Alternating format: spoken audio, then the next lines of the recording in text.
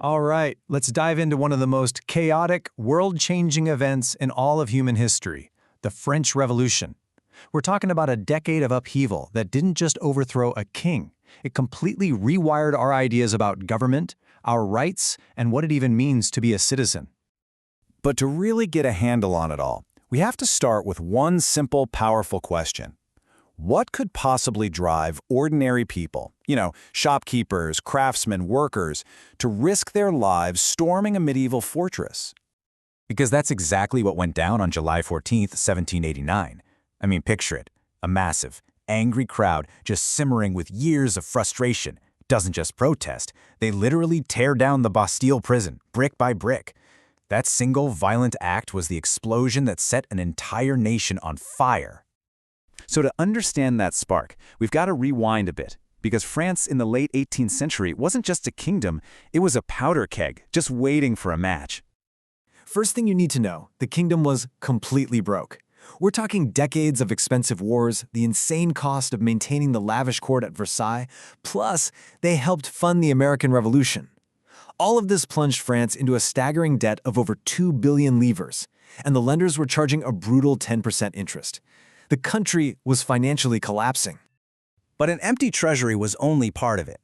The social structure itself was just fundamentally broken. Society was split into these three groups, or estates.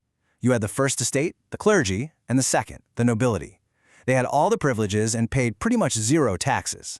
That left the entire financial burden on the third estate, which was literally everyone else, 97% of the population. The injustice was so obvious that people said the nobleman was the spider and the peasant was the fly. You can even see it in cartoons from the time, the poor peasant literally carrying the clergy and the nobility on his back. Everyone in the third estate felt like they were trapped, crushed under the weight of the other two.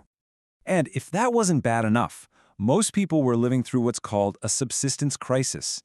Now, that's a key term. It sounds academic, but it means something very simple and brutal. People were struggling just to find enough food to not starve. Bad harvests sent bread prices through the roof, and for the poor, that was a death sentence. But here's where things get really interesting.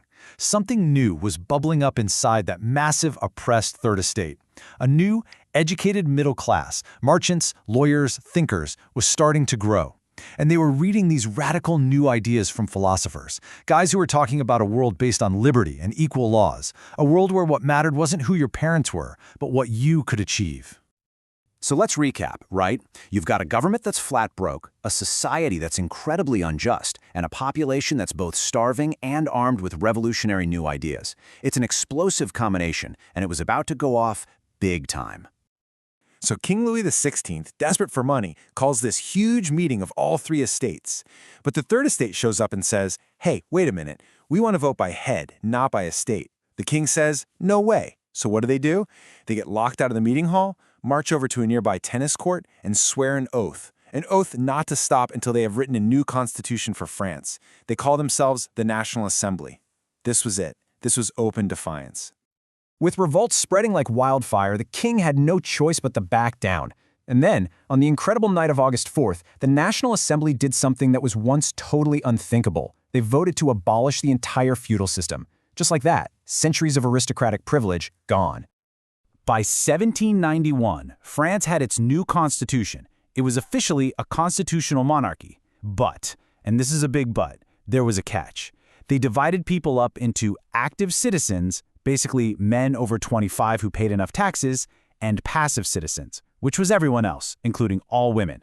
So the revolution for equality had, ironically, created a brand new kind of inequality. And yeah, that compromise, it wasn't going to last. The revolution was about to enter its most extreme, most radical, and frankly, its most terrifying phase. Things spiral out of control fast. France goes to war with its nervous neighbors. In Paris, the radical revolutionaries, known as the Jacobins, storm the king's palace. And from there, it's a whirlwind. On September 21st, 1792, the monarchy is completely abolished. France is now a republic. And then, the final shocking step that sent tremors across the world. In January 1793, King Louis XVI was put on trial for treason and publicly executed. The death of the king kicked off a new, dark era, the Reign of Terror. And at the center of it all was one man, the intense, uncompromising leader Maximilien Robespierre. He believed that to save the revolution, you had to use terror against its enemies.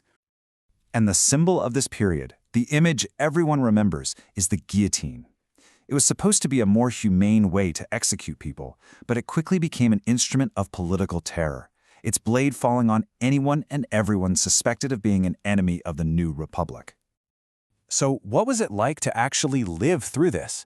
It was a time of extreme control and paranoia. Anyone could be denounced as an enemy of the republic, arrested and put on trial.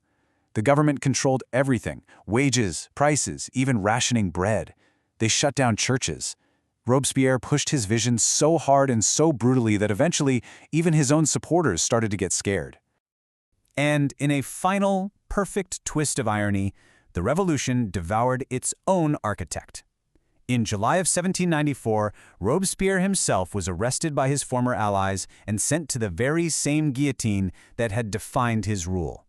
And just like that, the reign of terror was finally over. But the end of the terror didn't bring stability, not even close. Let's take a look at the chaotic aftermath and the revolution's incredible, long-lasting echo through history. I mean, just look at this timeline. It's political whiplash. France goes from an absolute monarchy to a constitutional monarchy to a republic, then to this weird, unstable five-man government called the Directory. All this chaos created a massive power vacuum, and it opened the door for a brilliant and ambitious general to walk right in and take over: Napoleon Bonaparte. So when you strip away all the chaos and the bloodshed, what's the real legacy of the French Revolution? Well, it's the earth-shattering ideas it set loose upon the world: liberty, equality, and fraternity. These ideas didn't just stay in France. They swept across Europe, helping to tear down old feudal systems and sparking democratic movements that are still going on today, even inspiring people in colonized nations to fight for their own freedom. Which really brings us to the final thought, doesn't it? The French Revolution as a historical event, that's over. But the ideas it fought for, that powerful demand for freedom from tyranny, for equal rights for all, for a sense of human solidarity, well, those struggles are absolutely timeless, and you can still hear their echoes all around us, every single day.